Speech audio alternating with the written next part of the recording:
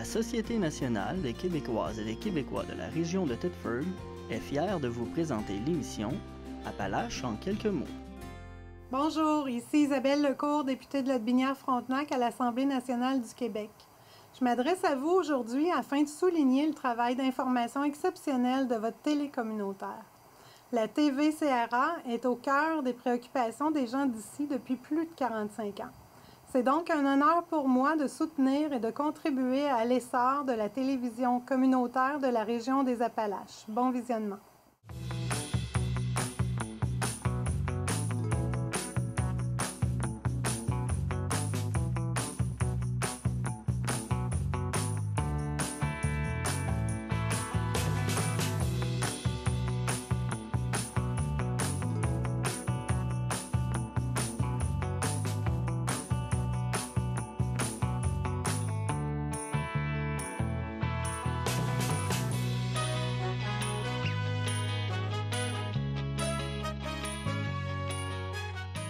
Madame, Monsieur, bienvenue à votre émission Appalaches en quelques mots. Depuis minuit, dimanche soir, la région de Chaudière-Appalaches est passée au palier orange dans le cadre de la pandémie de la COVID-19.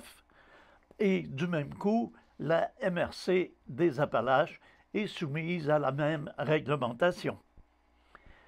Les rassemblements privés doivent se limiter à un nombre maximal de 6 personnes ou à 2 familles. Entendu ici, les personnes provenant d'au plus de 2 résidences. Il est important de préciser qu'une personne ne provenant pas de la résidence en question peut toutefois venir donner un coup de main avec les enfants ou à la maison. Dans les restaurants, les bars, les casinos et les maisons de jeu, le nombre maximal de personnes pouvant être réunies à une même table est de 6. La fin de la vente d'alcool dans les restaurants, les bars, les brasseries, les tavernes, les casinos et tout autre lieu ou établissement exploitant un permis de vente ou de service de boissons alcooliques est devancée à 23 heures. La clientèle des bars, brasseries, tavernes et casinos doit désormais quitter au plus tard à minuit, alors que dans les autres lieux offrant un service de boissons alcoolisées, aucune consommation d'alcool n'est permise après minuit. Les activités dans les lieux de culte et dans les salles où est permis la vente ou le service de boissons alcooliques pour consommation sur place ou dans les salles où se tiennent tout événement ou toute réception à caractère festif sont limitées à un maximum de 25 personnes. Et les mêmes règles que dans les bars doivent être observées s'il y a un permis d'alcool. Cette mesure touche notamment certaines activités dans les salles louées, les événements festifs, les mariages, les célébrations professionnelles ou scolaires.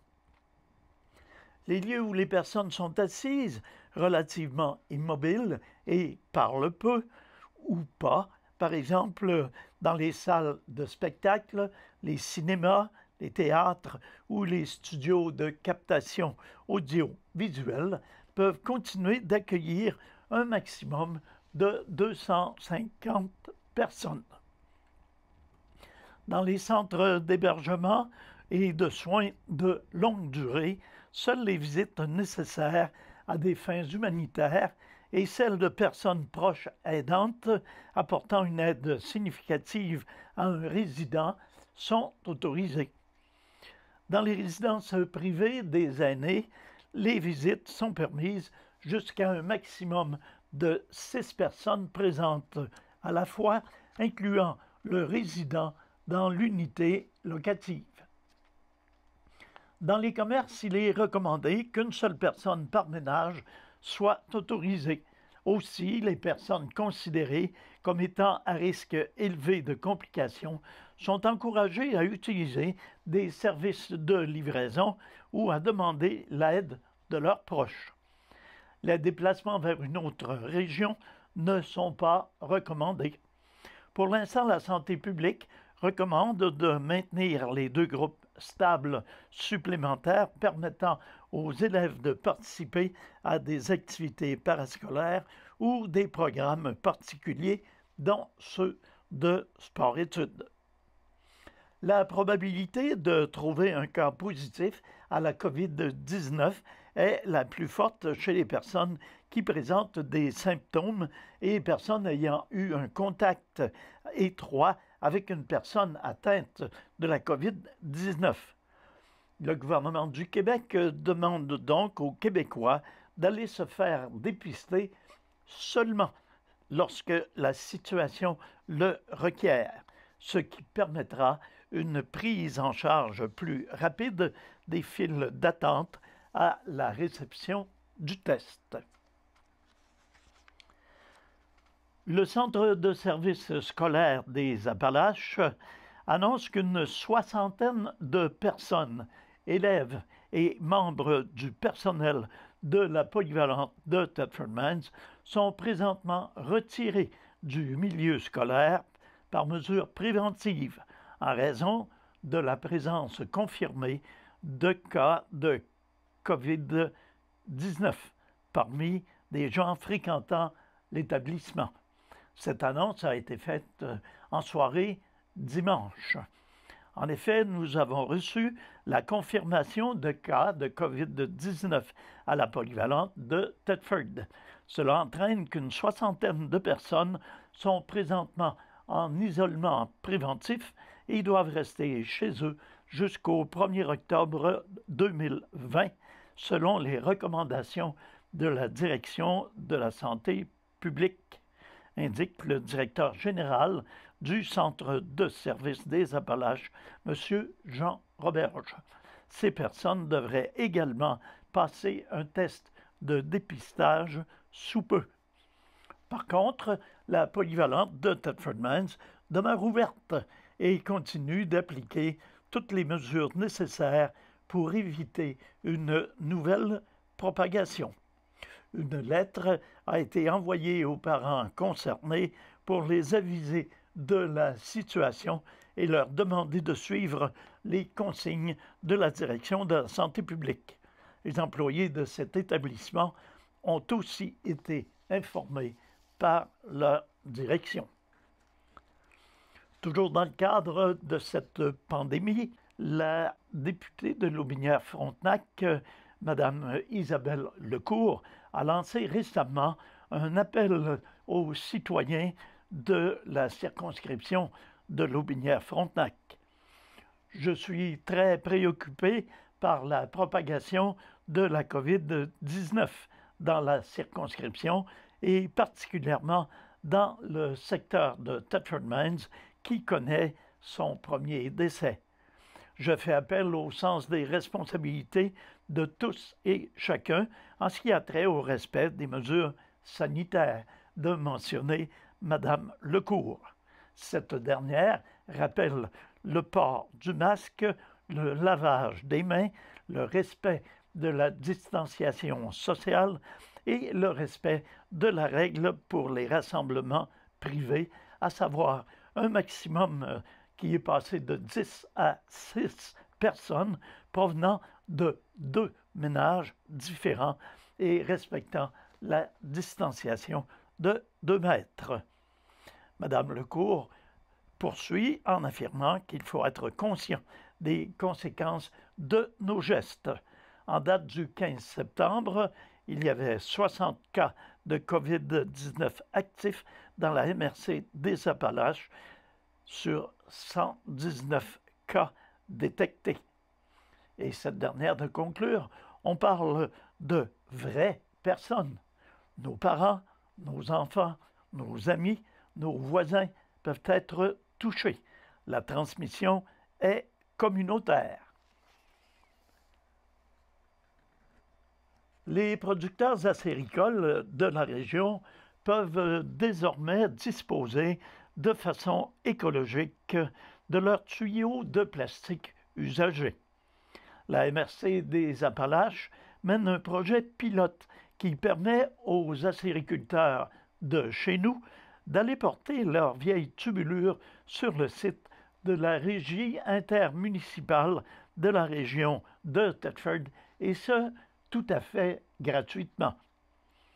La MRC a signé un partenariat avec la Régie intermunicipale de la région de Thetford pour réaliser ce projet pilote d'une durée d'1 an. Nous sommes très fiers de pouvoir mettre en place un tel service afin d'augmenter la récupération des matières non récupérées via les collectes sélectives, de mentionner le préfet de la MRC, M. Paul Vachon. L'enfouissement et le brûlage de la tubulure sont nocifs pour l'environnement et pour la santé. La récupération des tubulures représente un défi pour les exploitants d'érablières, de préciser M. Paul Vachon. Nous espérons qu'ils profiteront en grand nombre de cette occasion offerte gratuitement pour disposer écologiquement de leurs vieux tuyaux, quand on sait que le remplacement de la tubulure d'une érablière de 4000 entailles produit environ 1 tonne de plastique. Sur une érablière, la durée de vie des tubulures est de 10 à 15 ans. Cela représente plus de 2900 tonnes de ce type de matière résiduelle remplacée chaque année au Québec. Mentionnons que la MRC des Appalaches se classe au premier rang de la production de sirop d'érable avec 3 millions d'entailles. Les tubulures acéricoles seront acheminées vers les sites de récupération et de traitement de l'entreprise Environec située à Saint-Malachie dans la MRC de Bellechasse. Cette usine transforme les tuyaux usagés en granules de plastique qui servent à la fabrication de différents objets comme des drains agricoles, des contenants en plastique, des accessoires pour les jeux dans les parcs et des tuteurs pour les arbres, entre autres. C'est sur le site de la Régie intermunicipale, situé au 3626 sur le boulevard Frontenac-Est à Thetford Mines, que les producteurs pourront aller déposer leurs matériaux désuets. Les acériculteurs devront présenter une preuve de résidence ou un compte de taxe de l'érablière de l'une des 19 municipalités de la MRC. Les tubulures de diamètre 5,16, les mètres-lignes et les anciennes tubulures propres et sans broche seront acceptées. Les producteurs acéricoles recevront un feuillet d'information sur la récupération de la tubulure et la façon d'en disposer. C'est récemment qu'a eu lieu la rencontre de la députée de Lotbinière-Frontenac, Mme Isabelle Lecourt, avec son collègue, M. Benoît Charette, ministre de l'Environnement et de la lutte contre les changements climatiques, afin de discuter des suites à donner au rapport du Bureau d'audience publique sur l'environnement sur l'amiante déposé en août dernier. Étaient également présents à cette rencontre les intervenants et représentants de la MRC des Appalaches et de la ville de Thetford Mines. Faisant suite à mes nombreux échanges avec plusieurs intervenants de la région, je tenais à ce que les différents points de vue, inquiétudes et attentes puissent être présentés directement à mon collègue Benoît Charette, de mentionner Mme Lecourt. Nous avons eu une rencontre très constructive et il y a énormément d'ouverture de la part de tous les intervenants face aux pistes de solutions apportées. Je suis d'ailleurs heureuse de constater qu'il y a une belle écoute de la part, ou plutôt de part et d'autre.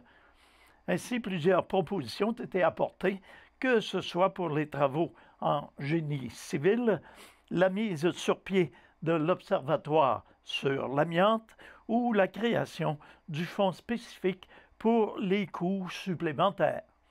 Il va de soi que nous aurons d'autres échanges d'assurer Mme Lecourt au cours des prochaines semaines afin de voir comment faire avancer ce dossier.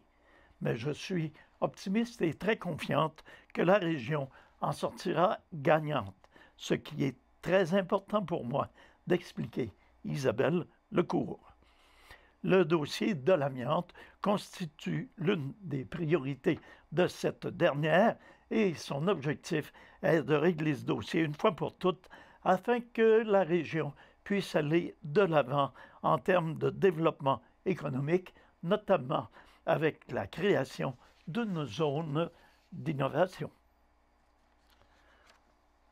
Dans le contexte actuel de la COVID-19, encore, et par mesure de prévention de la santé des participants, les responsables du programme Vieillir chez soi ou déménager ont reporté à des dates ultérieures les activités suivantes. Les ateliers 7 et 8 qui devaient se tenir respectivement mardi 22 septembre et mercredi 7 octobre, et les deux conférences que la docteure Michèle Morin devait présenter mardi 29 septembre et de retarder le début de la nouvelle série d'ateliers qui devait démarrer jeudi le 8 octobre. Toutes ces activités devaient se dérouler au centre de réception du Mont Granit. Alors, à noter qu'elles ont toutes été reportées à des dates ultérieures dont nous vous ferons part en temps et lieu. Prévu pour lundi le 21 septembre, l'Assemblée générale annuelle de Diabète Région de Thetford a de nouveau été reportée à une date indéterminée. La direction de l'organisme a pris cette décision en tenant compte de la situation qui s'est gravement détériorée dans la région concernant le COVID-19. Selon le président André Lachance, il serait imprudent de réunir des diabétiques dans une salle alors que le virus affecte de plus en plus de personnes dans notre région. C'est la deuxième fois que l'Assemblée générale annuelle de Diabète Région de Thetford est reportée pour des raisons hors de contrôle de la direction. Dès que la situation le permettra, les membres seront à nouveau convoqués pour la tenue de cette réunion. Entre-temps, la direction de Diabète Région de Thetford invite ses membres à faire preuve de prudence et à suivre les consignes de la santé publique afin de minimiser les impacts négatifs de cette terrible maladie. La station récréo-touristique du Mont Hadstock tiendra ses journées Hadstock en couleur samedi 26 septembre et samedi 3 octobre entre 10h et 16h. Lors de ces deux journées annuelles fort attendues, la remontée mécanique sera en fonction pour mener les gens au sommet de la montagne, là où sur 360 degrés, la vue porte du mont Mégantic au massif du Sud. C'est une occasion à ne pas manquer pour profiter des paysages colorés de la région et découvrir les nouveautés à la montagne pour la saison de ski 2020-2021. Il est à noter que la mise en fonction du télésiège est reportée au dimanche en cas de forte pluie. La traditionnelle remontée d'automne est attendue d'année en année. C'est pourquoi le comité plein air Hadstock a décidé de maintenir sa programmation cette année en respectant les mesures de sécurité émises par la santé publique en rapport avec la pandémie actuelle.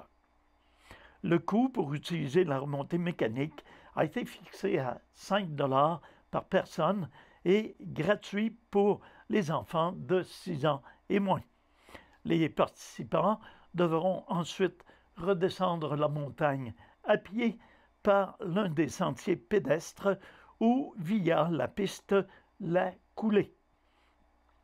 D'ailleurs, plus de 9 km de sentiers pédestres sont accessibles dans la montagne. Il sera donc possible de faire l'ascension de la montagne à pied et ce, gratuitement.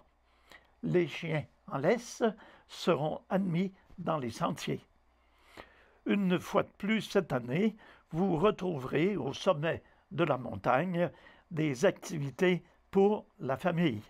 Animation et musique par le Mix Bus Studio, jeux gonflables, feu de camp, dîner par le dépanneur Saint-Daniel, avec des coûts évidemment, bar par la microbrasserie des Haldes, également des coûts, et prévente d'abonnements de saison, et pour l'école de glisse Mont-Adstock. Alors, des rendez-vous à ne pas manquer, samedi 26 septembre et 3 octobre, activité reportée au dimanche en cas de forte pluie.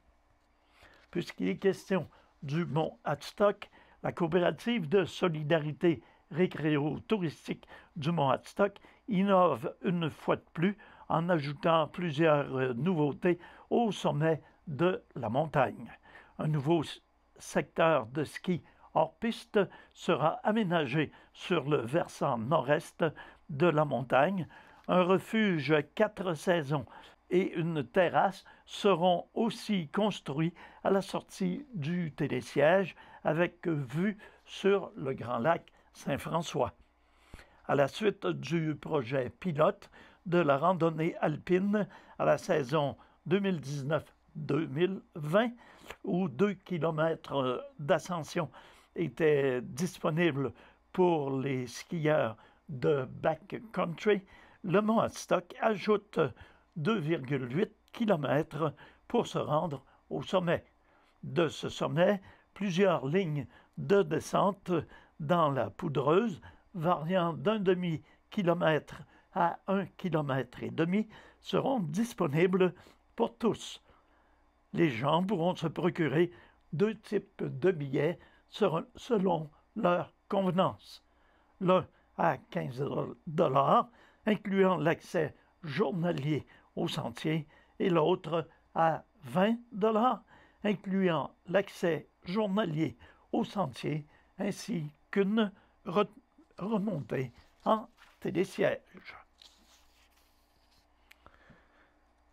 En raison de la hausse des cas de COVID-19, le gouvernement a récemment annoncé que la région de Chaudière-Appalaches était désormais considérée comme étant une zone orange et dans l'objectif de pouvoir maintenir ces activités en opération et de rétablir la situation aussi rapidement que possible, la ville de Thetford sollicite la collaboration de tous les citoyens.